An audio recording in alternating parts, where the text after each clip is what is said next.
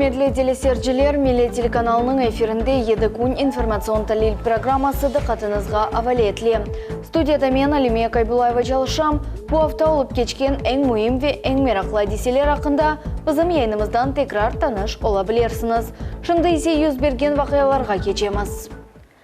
Бақчысарай районының Сүрейн демир yol станциясында реабилитерленген халықларының ғайрыдан тікленілуіне бағышланған мемориал комплекс құрылған ерде реквием концерт олып кечті. Сүргінлік құрбанларының хатырасына аңмақ үшін Жұмхуретіміздің бірінші шақыслары, сесетчілер, жемаат ве медениет эрбаплары, Қырым сәкенлері ве әлбетте сүргінлікні өз башындан кечірген қартларымыз топландылар. Та балалықта сүргінлікні өз башындан кечірген Қырым татарлар 1944 сенесі 18 майыс күні башланған вақаларны көз яшсыз қатырлап оламайлар. Бүгін yüzler же ватандашларымыз бұл станцияға келіп, бұл фаджалы күнні бераберлікте кечірділер. Гүлнар Азаматова Ялтада доғды. О дешетлі гечені қорқу ile hatırlay. O 12 yaşındaydı. Erте öksüz kaldı. Ayta ki, aşsız, susuz ve taze havasız hayvanlar taşılgan vagonlarda pek ağır edi. Gülnar kartına bu uzak yol devamında su almak için çıkkanda yakın artta kaldı. Suya gittik. Su aldılar, şimdi hepsi kaçtılar. Ben kaldım, очередним o su aldım. Çaynikimden su alganda şalon kıçırdı. Kaçtım, çarptım, geldim. En solunu niyetmen çekip aldılar. O ne tutup aldılar, o neleri şalon, nelerin kapıları yok. Geçip desem, bir geçesin, biri olup yerde ve biri biti kalktı yere. Kele tatam ben geldim, çıktım tadım. Neye? Tatam kıyamet etti, ağlam. Kardeşim kaldı yolcu edip. Мемориал комплекс olacak yerге kelgenler kuruculuk miqyazlığından şaştılar. Bu abide daha çok yıllar devamında sürgünlük kurbanları hakkında hatıranı saklayacak de bildirdi Dilara Mamutova. Onu bütün halkımız ile beraber gurbetlikке sürgün etkende 10 yaşındaydı. Bu vahşi vakadan evvel onun korantası Baqçasaray rayonunun Karales köyünde yaşaydı. Vatanға Mamutovlar birinciler sırasında avdet olundu. Şimdi Dilara Kartana 85 yaşında. Osunu baktlı insan dep saya. Çünkü ana vatanda yaşay. Öz vatandaşlarını birlikte olmağa çağıra. Hepsi birlik olsunlar. İkiye bölünmesinler, yakka bölünmesinler. Bir ne de olup bir yakadan baş çıkar degen laf var. Anavli vakti bizim millet olur. Birisi anda kiste, birisi mında kiste, birisi bir taraf kaylansa, birisi Türkiye'ye, birisi Ukrayna'ya, kim olsun. Mında yaşamak gerek. Mında yaşamak gerek. Konuşun bir yakadan baş çıkarsalar, herkes onun detanına rahat yaşar. Cumhuriyet Rehberliği ve 1,5 binge yakın Kırımlılar bu yerde sürgünlük kurbanlarının hatırasını andılar. Kelgenlerinin o günde Cumhuriyet başı Sergey Aksyonov, Kırım Devlet Şurası'nın reisi Vladimir Konstantinov ve ruhiyatçılar teşrif buyurdular. Sergey Aksyonov kaydetti ki, böyle bu vakalar hiç bir vakit tekrarlanmamak gerek.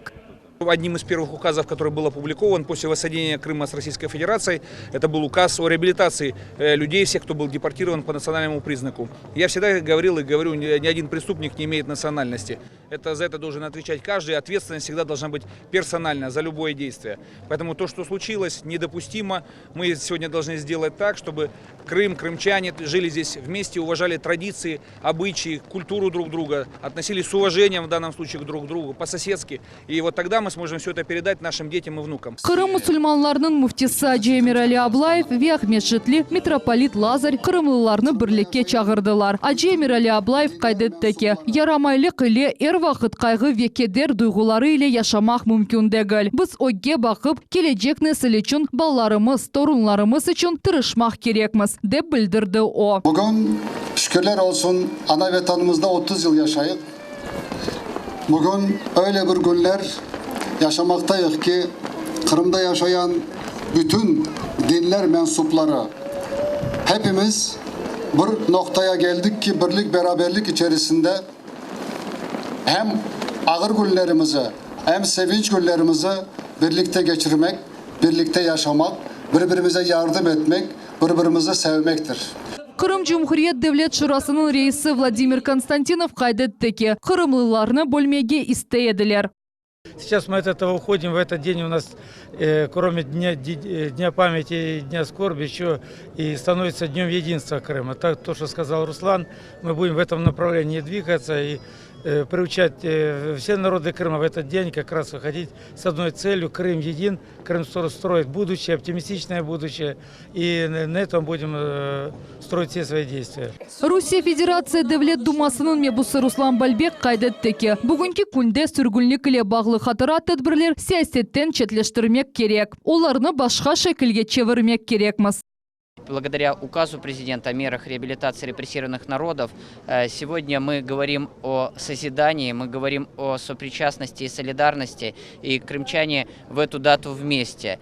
Как и в радостные дни мы общие праздники отмечаем, так и в скорбные дни в истории нашего благословенного полуострова мы вместе, мы едины. Шерефли мусафирлерны чықышларындан сон Крым татар музыкалы драма театрының артистлері реквием концерт тәшкил еттілер. Тедбірде чоқ генчлер олды. Олар қоларына милли тимсәллеріні алып, эдждатларымыздың хатырасыны анмаға келділер. Қайдетмек керек сүрен адлы мемориаль комплекс құрыжылығы сүргүллікнің 75 жылығына екіленмесі планаштырыла. Айша Шулакова, Эдем Исмаилов, Миллет Ичон.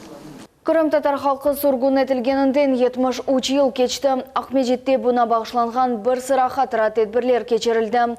Адет үзде олғаны кыбыз сабадан сүргінлі құрбанларына бағышланған абиделерге гүлчемберлер қойылды. Бұ ерден мұхбиріміз Султан Емиджит. Крым Федераль университетінің Небатат бақчасы янында ерлешкен мемориалға гүлчемберлер қойылды. Бұл Крымдан сүргін етілген құрбанларының хатырасына бағышланған мемориал. Sonra ise өлгенлерінің рухына дуа оқылды. Кебір жамinin имамы Эдем Люманов бойлы мерасимлер кечерілігінің мұйымлігіні қайдетті.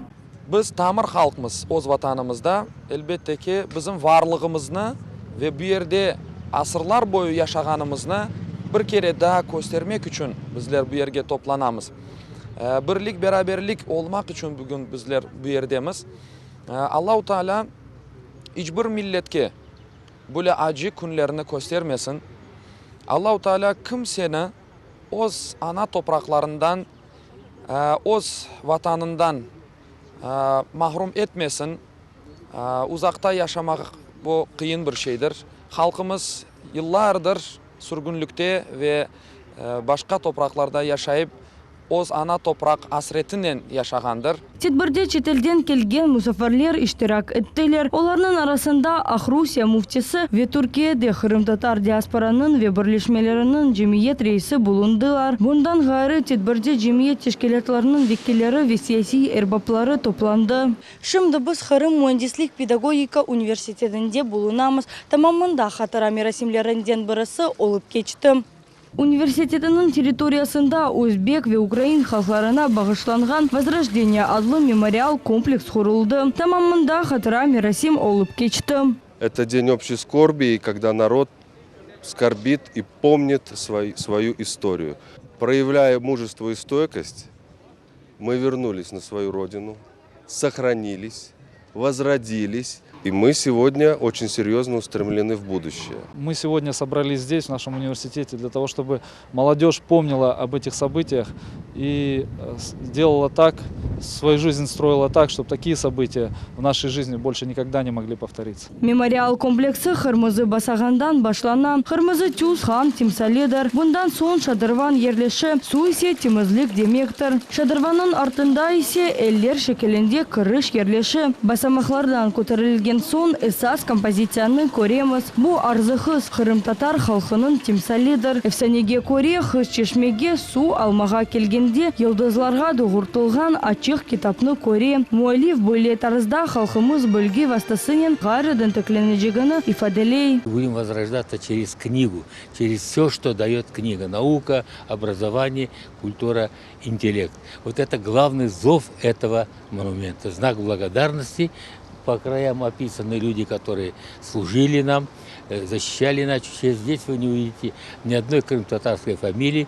Памятник воздвигнут тем другим народам, которые нам помогали. Озенбаш кöyünde doğan ve sürgünlükni başından keçirgen Zörey Taymazova bu dehşetli vakalarını yürek acısıyla hatırlay. Onun fikrine göre bunun unutmağa mümkün değil. Gelecek nesiller tarihini bilmek gerek. Bu pek mühim. Biz bu günü içte de unutmamak gerekmiz. Çünkü ileride bu şeyge yol kaldırmamak gerekmiz. Bugünkü günde osip kelgen nesilge biz bunu anlatmak, bildirmek gerekmiz. Onun da üstüne biz balalarımızın öyle terbiyalayımız. O gününü akılga kaldırıp da olsa her bir milletten pek mabet bu Kırım toprağında yaşamağa. Hatıra merasimi Lenina adlı bulvarda da olup geçti. Kırım Yarımadamızın sakinleri hatıra işaret ögüne güler koydular. Sultaniye Mecid Всеволод Матросов millet için. Bundan gayrı akşamüstü Akmecit'nin merkezinde yüreğinde çırakını yak ananevi yaşlar akциясы da olup geçti. Rusya Federatsiya ve Kırım Yarımadası şeklinde koyulgan çıraklar Lenina meydanında yerleştirildi. İsteklerinin hepsi mında kelip sürgünlük kurbanlarına anıp oldu. Aksiya teşkilatçısı olarak Devlet Milletler Komiteti, Halklar Dostluk Evi, Kırım Mühendislik Pedagogika Üniversiteti hem de yaşlar teşkilatları oldu. Çıraklarını hem de Cumhuriyetimizin birinci şahısları yaktı. Haritada Kırım Yarımadamız olgan yerde çıraklardan tamga yapıldı.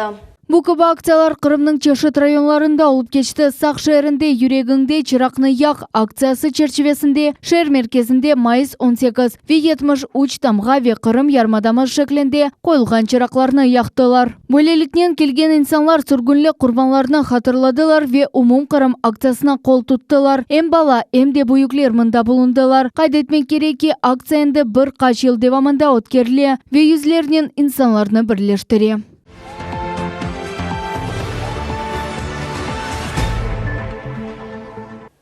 Региональ авто çerçevesinde Rusya Federatsiya депутаты Ruslan Balbek Kırım sakinlerinin meselelері ile meraklandı ve gelecek acılık merasimlerine hazırlanı hakkında da müzakere etti. Müslümanlar nasıl so'llar ile müracaat ettiler, bu haqda bizim nöbeti kelevhamızda.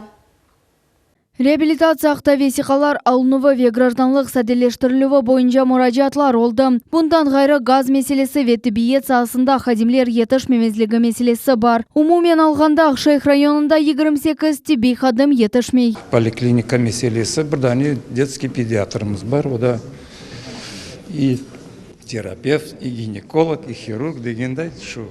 Endi şu bizi iltimas ettik Ruslan İsmailovичке, что bizge как-то аптасына хотя бы 2 kere doktorlar kelip koyumuzga kasabamızga kelip ketseler yaxşı olur. Yerli musulmanlarını da bir mesele rahatsızlay. Olar koyda cemi kuruculuğunda yardım soraylar. Munuz koy sakinlerinin sözlerine göre şimdi olar namazlarını kazay alda bulungan medeniyet evinde kılalar. Yerli hakimiyet tarafından birinci yardım gösterildi. Cemi kuruculuğu için toprak ayrıldı. Cami kırmak için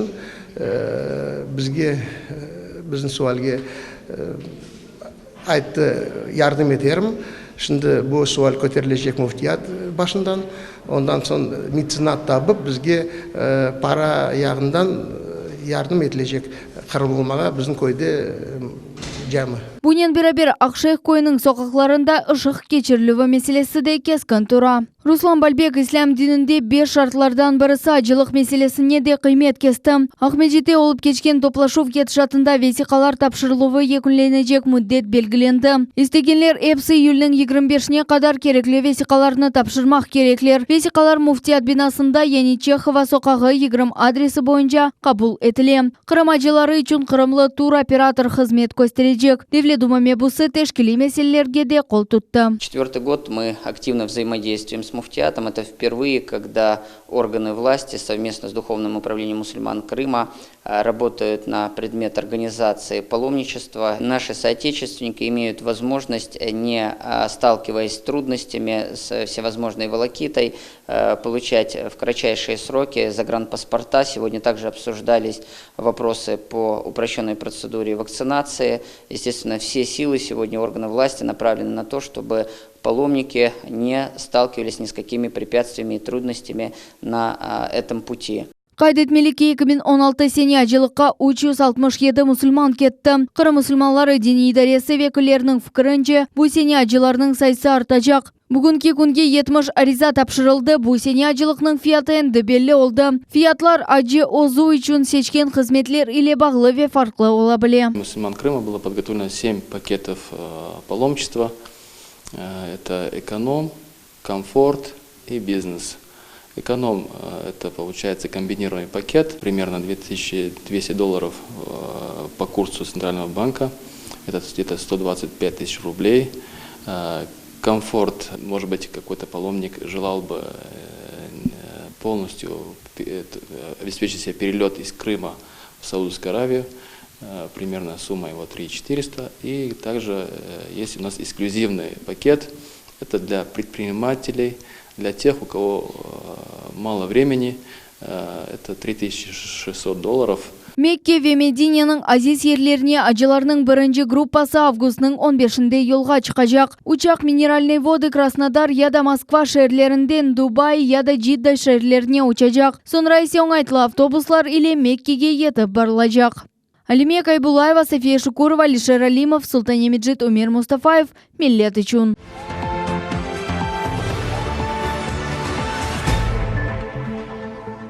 Ахмежит Москва арасында видеокопыр черчевесінде матбуат конференция кечті. Тедбір сүргінлі құрбанлары хатырасына бағышланды. Емде оның кетішатында ярмадады кемескен ерлерінің тарихи адлары китабы тақдым етілді. Тәфсилатларыне ветекелев қамызда. Русия Федерация Devlet Дума мебусы Руслан Бальбек қайдатеке малюмат жинтығы бұл қырым көйлерінің тарихи адларының энциклопедиясыдыр. Мебусының малюматына көре нешір инсанларының ярамадының мирақлы тағдыры иле таныш етмектен ғайры. Акимет векілеріне базы давалы меселеріні чизмеге ярдым етежек. Шымдыки вақытқа жинтық бір бин нұсқада нешір етілді. Ама кележекте оның сайысы артажақ. Бұл китаплар мектеплерге, китапханелерге ве қырымдың дегер идалеріне дарқаталыжақ. Бұндан ғайры интернетте де нешір иле таныш олмаға мүмкін олacak. Devlet Дума мемусы емді қайдеттеке бұл нешір Қырым Университет педагогика университетінің ilmi шурасы иле қабул етілген еді. Именно это справочное издание позволит всем реабилитированным в судебной инстанции разрешать те проблемы, которые действительно висели грузом неразрешенным в украинский период. И мы сегодня смело можем говорить о том, что данное справочное издание лишено разногласий в научной среде. Символично, что мы именно 18 мая презентуем. Мы говорим, что мы живем, мы дальше развиваемся и возрождаемся на своей исторической родине. И даже в эту памятную дату мы сегодня созидаем этим справочным изданием. Бұл китаптың ешірі түлевіне алимлер бұйық есе қоштылар. Ән esas меселе ilmi темелге esaslanmaqtır ve o ilimler şurası ile tazdықланды. Çok fikirler ve teklifler oldu ama netice tek висока дегелді, umumi ilmi iş olup çıktı. Прошло 25 с лишним лет. Нашелся такой первопроходец, смельчак, ибо издать, знаете, топонимику, это надо быть еще смелым. Владимир Евгеньевич может уточнить, какие споры идут вокруг любого селения, вокруг названия любого города, любого поселка. И в этом случае, значит, суметь это дело акцентизировать, создать этот труд, подарить этот труд России, Крыму, России, может делать какой-то очень смелый человек. Так что я вас еще хвалю за смелость вашу, Руслан Исмаилович. Спасибо большое. Қырым Жұмхурия Devlet Шуа рейсінің муавины Ремзи Ильясов матбуат конференция черчевесінде қайдеттеке майыс 24 күні Devlet Шураның мушавересінде Қырым Жұмхуриетінде Devlet тилер ве дегер тилердің çalışması музакере етілежек. Бұл весиқа бүгін парламент комитетлерінден бақыла. Разработан закон о функционировании государственных языков Республики Крым и иных языков Республики Крым. И он проходит согласование. Мы практически получили все согласования, все, как говорится, пожелания. И 24 мая на очередной сессии планируем внести этот закон для рассмотрения в первом чтении. Я думаю, это тоже очень значимый такой социальный вопрос, и его очень ждут. И это как раз-таки будет тем очередным шагом, о котором я говорил, чтобы мы постепенно перешли к тому, что крымско-татарский язык был в публичной жизни Крыма более использован. Devlet Milletler Комитетінің рейсі Заур Смирнов бүгін фажиалы вақияларға бағышланған тедбірлер халқара түс ташығаны айрыжа қадетті. Чүнки бүгінгі тедбірлерде четел эйгдерді иштирак етелер. Болеліктің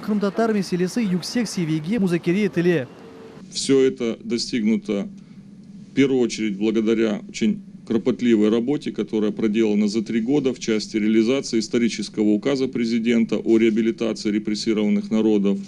Мы говорим не только о культурной, не только об исторической и политической адаптации. Мы много приводили примеров обустройства. Сегодня полным ходом идет реализация федеральной целевой программы, и до 2020 года 10 миллиардов рублей, которые предусмотрены, будут как раз таки полностью использованы для того, чтобы все приоритетные направления, все самые острые вопросы обустройства реабилитированных народов решались в первую очередь. Также, конечно, хочу сказать о необходимости дальнейшей работы, связанной с обеспечением на законодательном уровне тех прав, которые сегодня обеспечивает указ президента о реабилитации. Rusya Federatsiya Prezidenti günde teşkil olunğan Millətlərarası münasibətlər boyunca Şuranın azası İnkişaf Cemaat Teşkilatının prezidenti İskender Belalov öz növbətində Rusiya prezidenti Vladimir Putin ilə imzalanğan repressiyaga uğragan xalqlarının reabilitasiyası haqda Emir Xımtatar xalqı üçün pek kıymetli olğanı qayd etdi. За эти все 23 года нахождения Крыма в составе Украины не было принято ни одного законодательного акта в пользу крымско-татарского народа и других народов, репрессированных в Крыму. В 2014 году Крым вошел в состав Российской Федерации. И депортированные граждане, и в особенности крымско-татарский народ, который более 70 лет ждал этого указа о реабилитации, народ получил этот указ. Я думаю, это неоценимо, если взвесить любыми ценностями, этот указ неоценим, он очень большую ценность имеет для крымско-татарского народа. Rusya Federatsiya Devlet Duma Mebusi Ruslan Balbek emdi haber etdi ki, Kırımda sürgünlük kurbanlarına bağışlanıp keçirilgen episi mirasimler siyasetinen içte bağlı değil. 23 yıl devamında Kırım-Tatar halkının duyguları ile siyasi şou taqdim etileydi. Çeşit rezolüsiyalar neticesiz kalaydı. Bu vakit bazı insanlar ise o şahsi, siyasi, iktisadi ve diğer meselelerini çizilediler. Hasan Abibulayev, Umer Mustafaev, Millet Teлеканалы. Ахмеджетте Кырым-Татар Cemaat Teşkilatlarının sınırdaki vatandaşlar ile işbirliği haqda halkara konferensiya olup geçti. Tedbirde Cumhuriyetinin birinci şahısları emde Türkiye'den ve Ak-Rusya'dan kelgen eyetler iştirak ettiler. Onlar Rusya Federatsiya Prezidentinin reabilitasiya haqda çareler ve Kırım Tatarlarının aklarını ve çetel vatandaşlar ile işbirliğini muzakere ettiler. Konferensiya neticeleri haqda Şešulakova tarif etti. Birinci Xalqara konferensiya Rusiya Federatsiyasi Prezidenti Ogunde Kırım Cumhuriyeti'nin daimi vekiliyatxanası ve Devlet Milletlerara Komiteti ile teşkil etildi. O vatandaşlarımızın federal programması çerçevesinde geçirili. Tedbirinin maksadı çetel Kırım-Tatar diasporalar tarihi vatan Kırım etrafında birleşif tendensiyasına kol tutmak. Hem de Yarımada'nın Kırım-Tatar cemaat birleşmeleri ve çetel diasporalarının işbirliği formatını belgilemek. Bu medeni subjet ve humanitar leyhalarını beraberlikte omurga keçirilip sualleri boyunca işbirlik. Kırım Nazirler Şurası reisinin muavini Rusya Prezidenti Ogunde Kırım Cumhuriyeti'nin daimi temsilcisi Georgiy Muradov Kırım yolbaşçısı Sergey Aksionov'un selamlarını okudu. Межнациональное согласие является одним из приоритетных направлений внутренней политики нашего государства. Право крымских татар надежно защищено. Представители крымско-татарского народа возвращаются на полуостров. Крымско-татарская общественность принимает активное участие в общественной и политической жизни республики, вносит посильный вклад в укрепление межнационального единства и согласия. Türkiye'deki Kırım-Tatar diasporasının vekilleri Kırım'da yaşayan vatandaşlar ile işbirlik tizmege niyet etkenlerini tarif etti. Onlar yanı Kırım kurulayatkanı dikkat ile gözeteler ve çeşit yönelişlerde işbirlikte çalışmaya hazırlar. Her engele karşı mutlaka bir yol bulunur. Kırım'a uygulanan ambargolar da bu açıdan bizleri korkutmuyor. Ancak bu lüzumsuz ve hiçbir işlevi olmayan ambargoların bir an önce kaldırılması için gerekli mücadeleyi verdik. Vermeye de devam edeceğiz. Sayın Başkanımız Ünver Sel'in talimatıyla gerek Türk hükümeti ile gerekse diasporanın yaşadığı diğer ülkelerdeki dostlarımızla ambargoların kaldırılması konusunda yoğun bir çalışma içindeyiz. Bu konuda önemli bir ilerleme sağladık. Daha büyük adımların yakında atıldığını göreceksiniz. Өз чықышы кетешатында Түркия Cumhuriyeti Kırım Tatar Medeni Birleşmeleri Federatsiyasının reisi Universel bildirdi ki, Ukrayna hükümeti 2014 sene Mart ayında geçirilgen Kırım'ın devlet statusu haqda referendumunu tanımağını doğru değil. Yarımada sakinleri özlerinin yolunu özleri seçmek gerekler. Rusya Prezidenti Vladimir Putin'in Kırım'dan sürgün etilgen halklarının reabilitasiya haqda emrini tarihi vesika dep adladı. Tamam bu vesika bu halklarının geleceğini aydınlata. Biz Kırım'ın, Kırım Tatarlarının vatanı olan Kırım'da, Kırım Rusya olduktan sonra özellikle son 3,5 yıl içerisinde Kırım Tatarlarına yönelik oldukça iyi gelişmeler olduğuna tanık oluyoruz. Bizler bekliyoruz sürgünde yaşayan halkımızın Kırım'a gelmesi. Bir de diasporayla son yıllarda geliş gidişlerde bir takım sıkıntılar yaşanmakta. Bu ambargodan kaynaklı sıkıntılar. Tabii ki Türkiye'de anlatıyoruz. Yani Türkiye bu ambargolara katılmasın, Kırım'la Türkiye'nin bağları kopmasın. Rusya Cumhuriyeti'nin muftisi Abu Bekir Şabanoviç Kırım Rusya ile birleşken son birinciler sırasında Yarımada'nı ziyaret etti. Ayta ki olar gelecekte Cumhuriyetler ve diasporalar arasında faal işbirlikini devam etmeye niyet ettiler. Время требует от нас более активной деятельности по всем направлениям.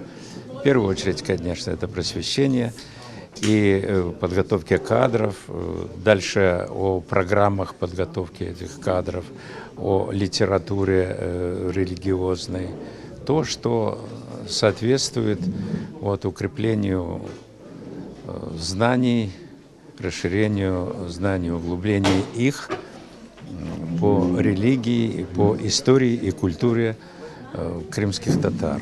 Kırım Cumhuriyet Devlet Şurası'nın reis muavini Remzi İlyasov kaydetti ki, bu yanı Kırım'ın yaşayışında birinci konferensiyadır. Bu konferensiya gösteriye Kırım Rusya Federasyası'na muvaffakiyet ile integrasiya etti. Fikirde, tilde, işte birlik dep aytamiz. Men anlayım. Hepimiz bir düşünmeymiz. Ama düşünüp bir xulosaga kelgende, kelin işte bu işini yapayız. Bu fikir umumiy fikir olsun. Bir fikrini amelga geçirmek için böyle bir işlerini yapmaya gerek, böyle hareketlerini yapmaya gerek.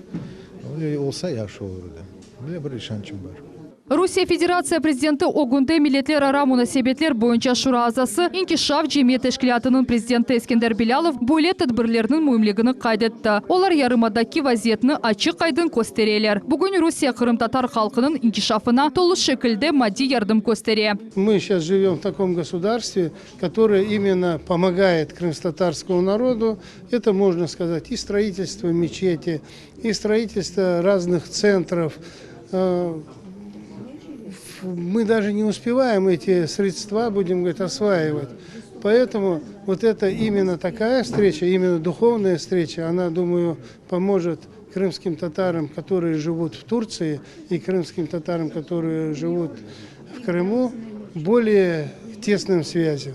Халкара конференция нәтижелері бойынша iştirakçiler müracaat kabul ettiler. Сегодня конференция приняла решение быть постоянно действующей площадкой, то есть мы уже можем в ближайшее время ожидать работы некого органа, который будет готовить более широкий формат, потому что вот сегодня в процессе работы поступали мнения, и они озвучивались о том, что необходимо привлекать и представителей диаспор, вплоть до тех, которые проживают в Украине. И, конечно же, двери конференции открыты. Чем будет шире формат участников, тем больше эффективности ее работы. Devlet Milletler Ara Komiteti Ukraynada yaşayan Kırım Tatarlarını növbеттeki halkara konferensiyaga davet etmege istey. Zaur Smirnov'nun sözlerine göre Ukraynada yaşayan Kırım Tatarlar diasporası gayet fena alda buluna. Yazık ki, olar bu haqda aytmaga olmaylar. Çünkü hükümet tarafından ucum edileler. Ama menin fikrime göre biz mutlaka onların növbetteki konferensiyamızga davet etip onların düşüncelerini göz önümüzge almalımız, dep bildirdi Milletler Ara Komitetinin yol başçısı. Ayşe Şulakova, Alişer Alimov, Millet için.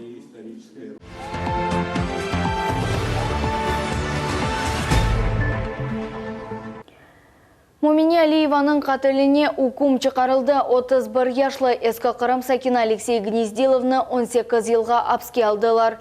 Емде жинайтчы 1 ел ве 9 ай девамында азатлықтан марум етілежек.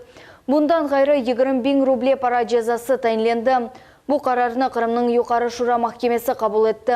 Ахляки зарар кетірілгені үшін өлдірілген қадының сойларына жинайчиден да 3 миллион рубле алынды. Хатырлатамыз 2016 сененің май сайында Ислам Терек районының Тамғажы көйінде 36 яшлы Мумине Алиеваның вүджіді тапылды. О зорланып өлдірілген еді. Қадын окуну ақшам іштен сон евге қайтқанда танышының машинасына отырды. Айны бұ айдавжем қатил олды. Яқын ерлештірілген камералар ярдымынен еляк олған қадының ағалары жинайчыны таптылар.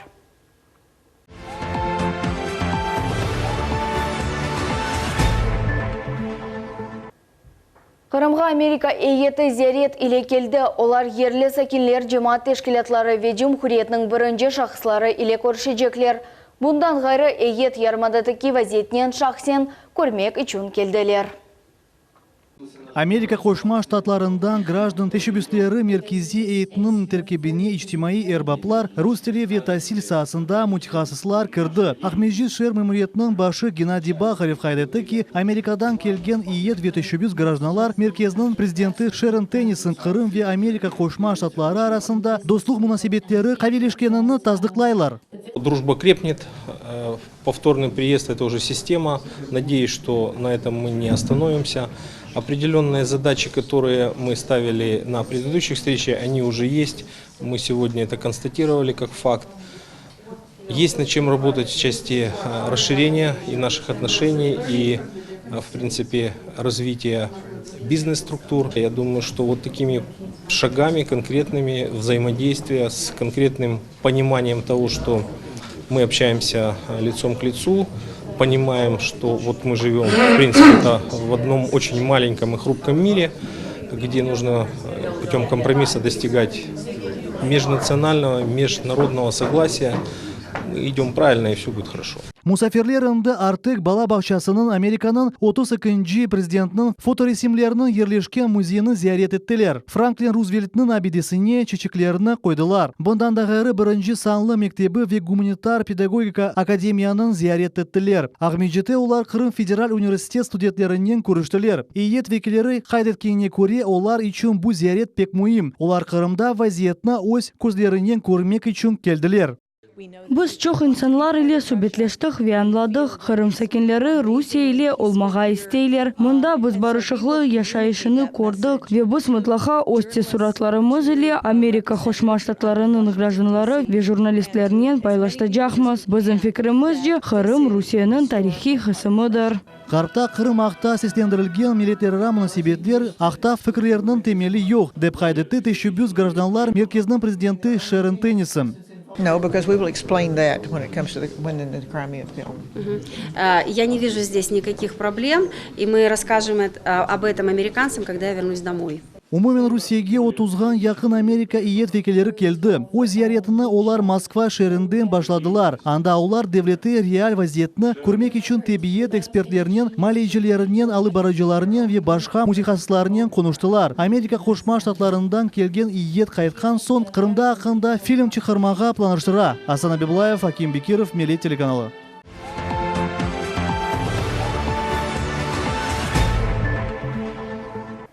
Ескі Қырымда ерлешкен медениет Ева Қазай алда болуна ве бұ ерде çalışmaq хавлыдыр. Бинаның таваны йықылып түшкені себебінден бұ бина белгісіз вақытқа қапатылды. Eglenje медениет Ева насыл вазиетте болынғанны мұғбіріміз Сабрия Халиляева біле. Ескі Қырымда ерлешкен медениетеві бұл елы өз 100 жылығыны қайтеті. Мұнда ойынжы ве ержіларының неселері өсіп бойыды. Ел-елдан Ескі Қырымның чешет медениет тақымлары тамам бұл бинада ижади фаалиетнен ұғрашайды. Муисисенің музирі Ирина Ракова білдіргеніне көре бина Қазайы алда болынмақта. Оның одалары 80% ескірді демек мүмкін. Қыш мевсімі девамында мұнда ава арареті 5-8 градустан юқары көтерілмей. Бинада болынмақ, çalışмақ, яда күтлеви тәдбірлер кечірмек қафлыдыр. На данный момент складывается такая ситуация, что наш Дом культуры с 2012 года признан аварийным, и мы вынуждены заниматься в неприспособленных для занятий с детьми помещениях города, в подвальных помещениях жилых домов, в школах, в спортзалах, даже на улицах. То есть в летний период мы свои праздники, мероприятия проводим в городском парке, в зимний период мы вынуждены ютиться в литературных музеях, Бу бина шерде жемаат ve eglenje yaşayış için yekenge bir yer. Tamam bu sebepten eski Kırım'ın sakinleri umut eteler ki bu yerde medeniyet ocağı sonmez. Старый Крым 10 тысяч населением. Тут разные нации живут. Очень красивый город, нравится нам. Тут все есть, только дом культуры у нас нету. Петь песню, танцевальные надо, кружки открывать. У нас в Старом ничего нет, как будто забито все. Как будто сонный город, как будто все спят. Дети дома по домам сидят, все телевизор смотрят, некуда сходить даже вечером, время проводить негде. Bu vaziyet boyunca eski Kırım Memuriyeti'nin başı Grigorий Balabanov böyle tefsir etti. Сегодняшним днем мы написали письмо Константину Бахареву для того, чтобы нам помогли войти в финансирование и реализовать программу строительства Дворца культуры в городе Старый Крым. Обратились к депутатам городского совета, утвердили земельный участок для того, чтобы можно было сажать проектировку нового дома культуры. Yerli Medeniyet Evi bu kadimi binadır. Onun pek meraklı tarihi var. Müessesede bayramlar, konsertler, oyun festivalleri, vokal ustalığı ve hor boyunca dersler geçirileydi. Bina derhal tamir ediluvine muhtaç. Sabriye Halilayeva, Enver Ablaziz, Millet için.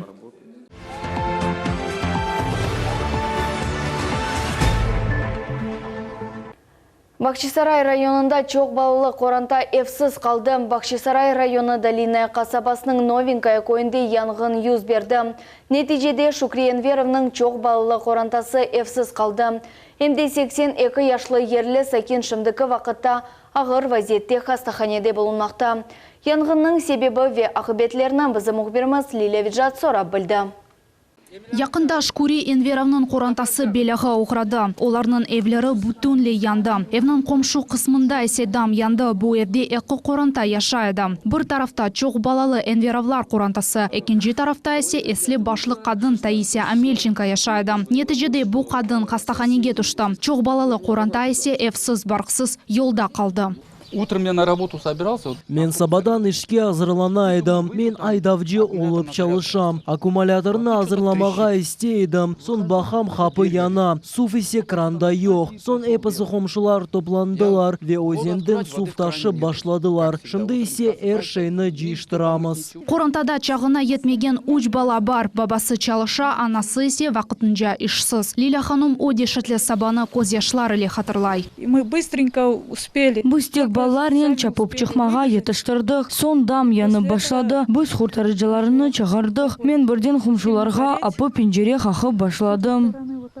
Комшулар бірден түтін қоқысыны дойдылар ве құртарыжыларны чағырдылар. Бұл ерге янгын құртару қызметінің екі бөлігі етіп келді. МЧС хадимлері қайт еткенлеріне көре янгын себеплері шымды анықлана. По прибытию было установлено, что... Біз келгенімізден белгіледік, янгын бір хатлы екі квартиралы evде yüz берді. Оның мейданлығы 17-8 квадрат метрні тешкілеті. Янган ерінің мейданлығы 60 квадрат метр дам эпысы янды. Саба саат 6-дан 10 даққа кечкенде янгын бүтінлей тоқтатылды. Шынды себеплер янықланыла. Құртарыжылар келмезден евел evні бүтін көй сөндірді. Нәтижеде дам ве ev içinde olған эпысы шейлер бүтінлей яны бітті. Ev кул обаларына чевірілді. Пожарники приехали, потушили. Құрыжылар келділер, сонра біз эмжеме кеттік, анда отырдық, енді келдік evімізні жиштырajaqмыз. Бұл вазифесіні Бахчисарай район беледие тешкілятының yolbaşçısı Рифат Дердаров незареті алтында тута. Зарар көрген эмде Топчикой шурасының мебусы Александр Лупашкин ярдым көстере. Подогнали быстро прицеп, потому что... Біз теркемелеріні кетірдік, чүнкі эпысы шейлер анда-мында аттайды. Бұтын кой топланып, оларға ярдым етмеге планлаштырамыз. Evнің комшу қысмы да зарар көрді. Анда яшаған төшекте ятқан хаста бита яшайды. Шымдықы о хастаханенің неврологик бөлігінде болуна. Оның комшусы зарарының көлемі ақында тариф ете. Сгорели несущие балки. Дамы эпосы янды. Яныдан штукатурка етмек керек. Ойле олды ки бұл беля екі хорантаға зарар кетірді. Пытаемся как-то восстанавливать. Біз первасыз қалмағанларға мұраджат етеміз. Зарар көрген қоранта мади ярдымда мұқтач. Оларға турмуш ішялары, урба, савуд, аш, ведигер ішлер керек. Тафсилатлы малюмат алмақ үшін Топчикойның қой шурасына яда ашағыдаки телефон номерасы вастасы еле мұраджат етмек мүмкін. Еді 5660, яда еді 5681. Яда параларны бойле реквизитлер бойынша yollanmaq мүмкін. Лиля Виджат, Эдем Исмаилов, Ибраим Ганиев, Милет үшін.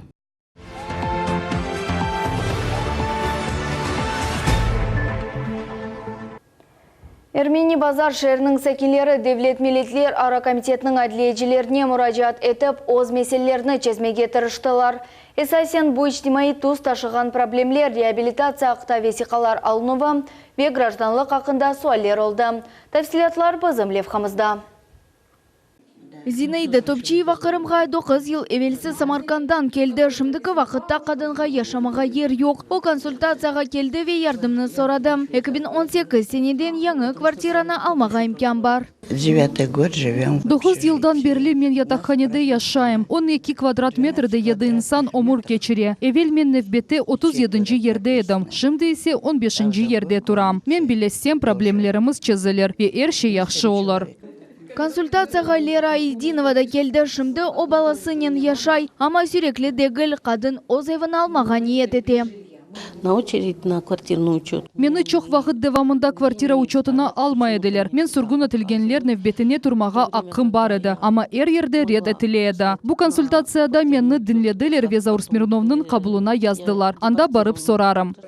Эпсі проблемалар ве меселелер систематик шекілде чезіле. 15 герлі сәкелерге ярдым етмеге тырыштылар. Гражданлық меселелер реабилитерленге мәліматны коммуналь проблемалар чезділер. Данные проблемы находятся. Меселелерінің чезілуі Руслан Бальбек Везаур Смирновның незаретінде бұлына. Шымдыки вақытта қанунлар сәделестірілежек, бір sıra дәнішмелер кірсетілежек. Федераль қанунларда дәніштерілмеге керек олған суалер юқары тұрған идарелер иле ұйғынлаштырылды. Гражданларның меселелері ве суаллері Қырымның үкімет тарафындан незаретінде олам. Чыққан ұқықы консультациялар кечкен сенден Госкомнац ве Милет телеканалынен қол тұтывы иле өткерле. Ең мұйым мақсат халқымызның ұқықы саватлықны темин етмек. Алиме Кайбулаева, Лиля Виджат, Энвера Блезис, Милет Ичун.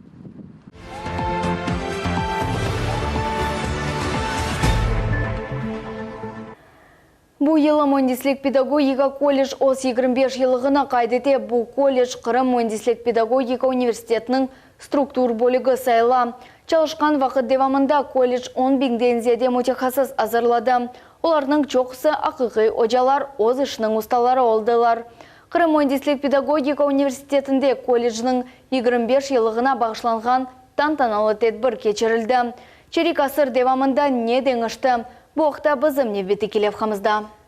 Мөндислік педагогика колледжі бұл бірінші екінші севе аккредитациясы оқуф мойсысы. Колледж эки зенат бойынша мутехассисларны азырлай. Бұл мектептен эвел тасыл ве башлангыч сыныфлар ұжалары. 25 ел эвелсі колледж бірінші абитуриентлеріні қабыл етті. Оның ачылуында мұйым рөліні Қырым Мөндислік педагогика университетінің президенті Февзи Якубов ойнады. Бірінші вақытлары оқуф юрту Симферопольское педагогическое училище деп адланайды. Университетінің бірінші проректоры Мерьем Ваниева Эршей неден башланғанны ақта тариф етті. Времена были, когда не было здания, не было мебели, инвентаря элементарного, а были только, знаете, человеческий капитал, то есть это преподаватели и студенты.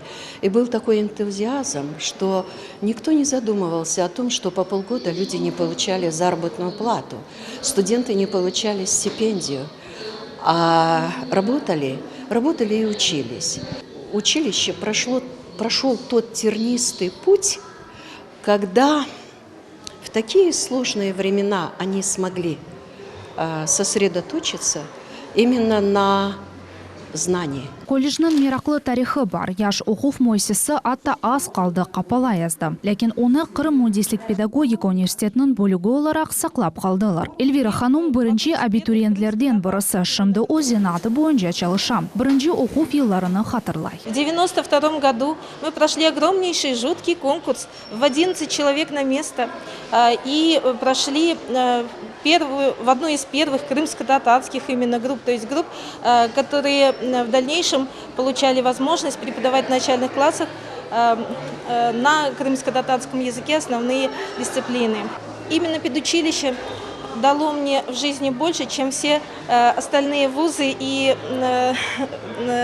другие учебные заведения, которые мне лично довелось закончить.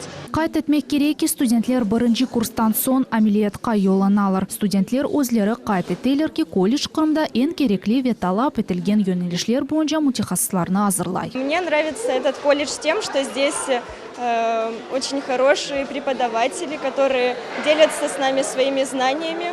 передают свой опыт.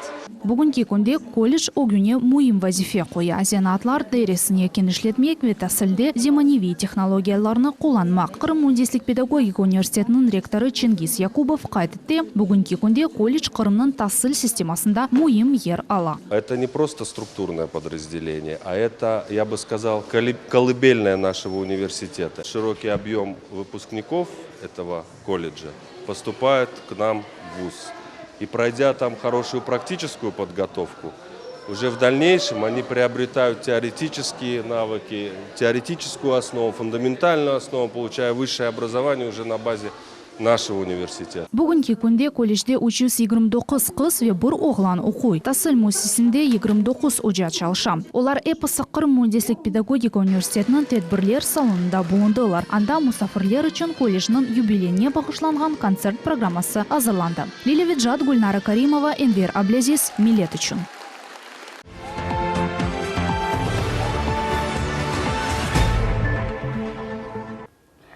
Юзбеш ел эвел Абдурешит Медиев фани дүнияны терк еткенеді Русия империясы екінші чағырывы Девлет Дума мебусы, журналист Жемаат Эрбабы Қарасу базар шерінің башы. Думамен бері оғынден чықышлар Ватан Хадима газетасында нешір етілген мақалелер оны тек Қырымда дегілді Русияның дигер живарларында белі етті.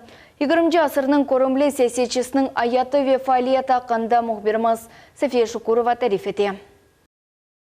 Абдурешит Медиев Ахмеджитте ожалар семинариясында оқыды. Бу 7 йыллық оқу юрту рус тілі ожаларыны азырлайды. Оны татар мектебі деп адлайдылар. 1902 сене Медиев аля бақалар иле тәсіліні бітірді. Орхапуда чалышты. Голос Крыма газетасының баш муариры Эльдар Сидбекиров топланған архив малюматларына көре Абдурешит Медиев итибарлы ожайды. Нашел интересные документы, даже написанные собственноручно Абдурешитом Медиевым, где он, работая, значит, в Красноперекопском регионе, он собирался уже переводиться в Харасу-Базар, в Белогорск, так как ему там предложили работу.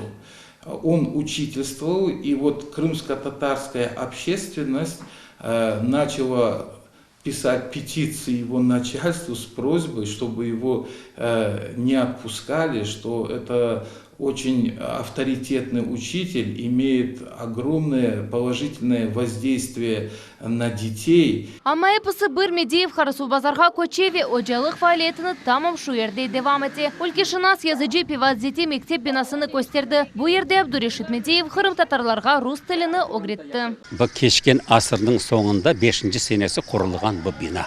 Рейберлер аңнашып, бізім халқына рус тіліне яқыннаштырмақ үшін, рус медениетіне яқыннаштырмақ үшін бұнда демек Медиевні кетіріп, бұнда ожалық яптырдылар. Бұл мектепте оқыған, Медиевің қолында оқыған талебелер рус тілін мүкемел өгренділер, атты женг бақытында бірдәне полковник бар еді. Егер Медиев сиясетші олмаған олса, о депутатлыққа намзетін көстермес еді. Оның депутат фқари адам еді, ол мал мүлкі жоқ еді. О халық үшін күрешті. Халқыны демек аяққа тұрсатмақ үшін бая ішлер япты. Эльдар Сидбекиров айтқанына көре та мектеп жағында о Медиев кім олғаны или мерақланып башланды ве мерақлы весиқаларыны тапты. Были документы национального движения, где упоминался Абдурешит Медиев, и упоминался он в связи с работой Ленина, касающейся аграрного вопроса в России.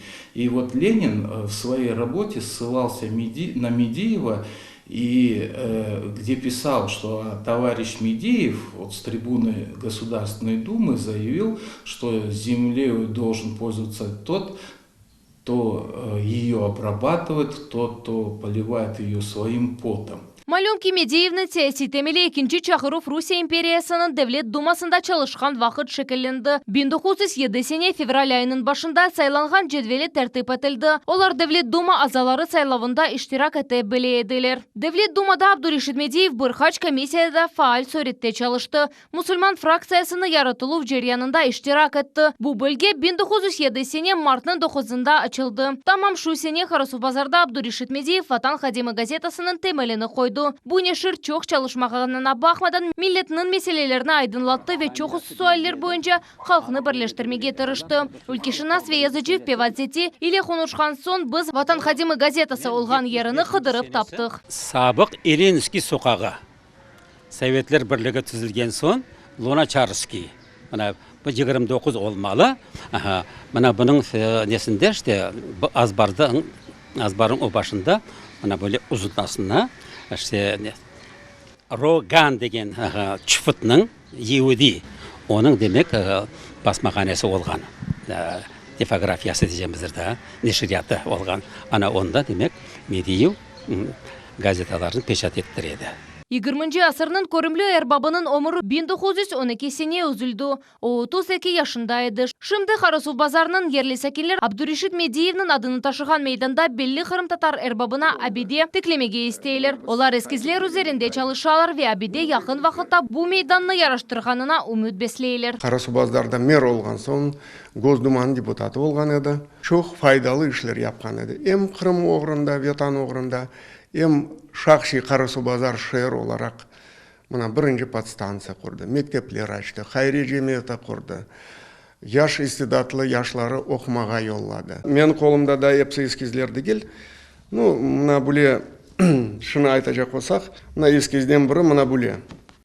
İkinci eskiz, mına böyle bu da taş, mermer taş üstüne gazet sayfi şeklinde yapılgan, çünkü Vatan Хадимы gazeti çıkaraydı. Tüklev yollarında hayırlı işler yapmağa tırışayıq. Kırım Tatarlar arasında istidatlı siyasetçiler oldu. Olar siyasi sistemaga, halkımızın medeniyetine ve taseline büyük hisse koştular ve böylelikle Kırım Tatarlarının tarihini bayağı zenginleştirdiler. Safiye Şukurova, Nariman Tarsinova, Edem İsmailov, Millet için.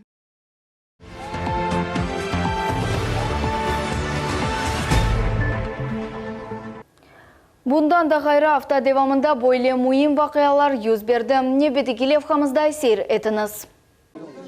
Борчухра kasabasında sport salonunun tantanalı açılığı bina yanında yerleşken yas meydançıkının bakılığından başlandı. Bu yerde yaratılmak için kamera, turnik ve brusya gibi donatmalar var. Erkun Borçukrak cemisi o günde futbol oynamak için 50'ge yakın bala toplanaydı. Balalar bütün vakitlerini balalar abadanlaşmağa gerek olgan sport meydanlarında geçiriyediler. Bu meseleni çözmek için mikrorayonda muvafakiyet ile bir mesken yerge sportzal adlı program amelge geçirili. Yani komplekste 100'ge yakın sportçı bir vakitte sport ile uğraşa bilirler. Mında sportçılar için soyunu fodaları, duş, idman odaları ve episi gerekli şaraitler yaratıldı. Для нас, для спортсменов, да, важны условия. Построен он прекрасно, утеплен, все современные материалы. То есть приобретены прекрасные покрытия для занятия борьбы. Очень хорошие mаты. Balalar aytalar ki olar sportzal açılığını sabırsızlık ile beklegen ediler. Endi olar erkun idman etmege ve muvaffakiyetlerge erişmege hazırlar. Olar eminler sport bu sağlamlık, irade gücü ve galibi. Я никогда такие залы красивых не видела. Мне очень нравится, здесь душ есть. Теперь нас ожидать, никого не подвести, тренеров наших, завоевать призовые места, побеждать в соревнованиях. Мне нравится этот спортивный зал. Его построили для нас, чтобы мы завоевывали призовые места. Devlet Duma mebusu Ruslan Balbek haydetti ki sportzal tamam Mayıs 18 günü açılganı tesadüfen değil. Birimiz bu facialı gün akta bilemiz ama bunun beraber bugün Kırım ogi adımlay. Böyle zallarının açılığı yanı maksatlarga erişmek yardım etti. Несмотря на то, что это памятная дата всекрымского уровня, но тем не менее это символизирует, что мы продолжаем жить, мы созидаем, и сегодня, находясь на своей исторической родине, мы все делаем для того, чтобы двигаться вперед. Наши дети сегодня, вне зависимости от этнического происхождения, вне зависимости от конфессионального, зная, что все мы крымчане, вот приходили сюда, радовались общими спортивными победами в рамках этого зала, в рамках нашего родного края, то есть защищали честь Крыма и, соответственно, удивляли результатами на федеральном уровне и на международных площадках. Кырым мусульманларының муфтисы Аджи Эмирали Аблаев ишандыра, әрбір халқының әм фажиалы, әмді қуанчлы күнлері бар. Бүгінгі вақая бұл әйі иш, деп қайдетті муфти. Sürgünlüğümüz var 44. 18. Mayıs. Elbette onu unutmayacağız. Ama o gelmesin diye başımıza tekrar biz çok akıllı, güçlü, birlik, güzel bir millet olacak. Bugünkü bu yapılan buradaki spor zal elbette ki evvela bu spor zalı yapanlar için hepsine büyük teşekkürlerimi söyleyeyim. Evvelden de vardı. Aynı çalışan insanlarımız vardı ama maalesef spor zallarımız kurulmazdı, yaslalarımız kurulmazdı. Ama şükürler olsun bugün hem yaslamız, hem mektebimiz, hem camilerimiz, hem de spor zallarımız kurulmaktadır. Elbette ki o da Ruslanların ve onun başındaki olan insanların teşebbüsünden. Олимпик чемпион СССРде нам қазанған спорт устасы Рустем Казаков қайдетті ки яны спортзал açılıvы бұл спорт инкешафы үшін яны басамақ. Веғалебелерге ерішмек үшін гүзел темелдір. Вы не представляете, какое удовольствие получаю, когда они борются. Это такое наслаждение. И в таких условиях, как сейчас вот Руслан Исмаилович помог построить такой прекрасный зал, благодаря главе Руслану Исмаиловичу, эта программа выполняется. Они будут дисциплинированы, они будут уважать старших, они будут уважать тренеров. И мы достойных людей воспитаем. Ачыловдайымды Русия Федерациясының президенті өгінде милетлер ара мунисипетлер бойынша шурасының азасы Эскендер Билалов bulundu. O қайдетті ки бүгін Қырым татар халқы үшін матем күні, ama халқымыз оге интылмақ керек. Я думаю, то, что мы видим сейчас вот здесь, этих детишек, это продолжение нашей жизни. И дай Аллах, дай Бог, чтобы они не увидели тех дней, которые видели наши родители, наши дедушки, бабушки. Поэтому, я думаю, у нас будущее только в Крыму. И будущее вот с такими начинаниями. Балалар халқымыздың келечегі ве әрбір мескен ерге спортзал адлы программа бүгін эпісі қырымлылар үшін файдалы. Я думаю, что действительно она очень важна для нашего народа, для всех крымчан в целом. Дети – это наше будущее. Если будущее будет здоровое и сильное, то это будет вдвойне приятно, и мы будем спокойны, да, что дети занимаются в спортзалах. Спортзал açıluvында спорт назирлігінің векілері де болындылар. За счет бюджета Республики Крым не можем мы все быстро охватить, но когда включаются меценаты, когда внебюджетные средства вливаются в эти проекты, они достигнут своей цели, поверьте, 100%. Огромное спасибо Руслану Исмаиловичу, Сергею Валерьевичу, Рустему Абдулаевичу, это нашему заслуженному, это мэтр, аксакал нашей борьбы спортивной. Мы гордимся, это герой нации нашей республики. Конечно же, с таким, когда конгломератом, однозначно успех будет, вне всяких сомнений. Yakın vaqtda tamam böyle sport salonlar Kırımның дигер meskengirlerinde açılacak. Safiye Şukurova, Ömer Mustafaev, Millet için.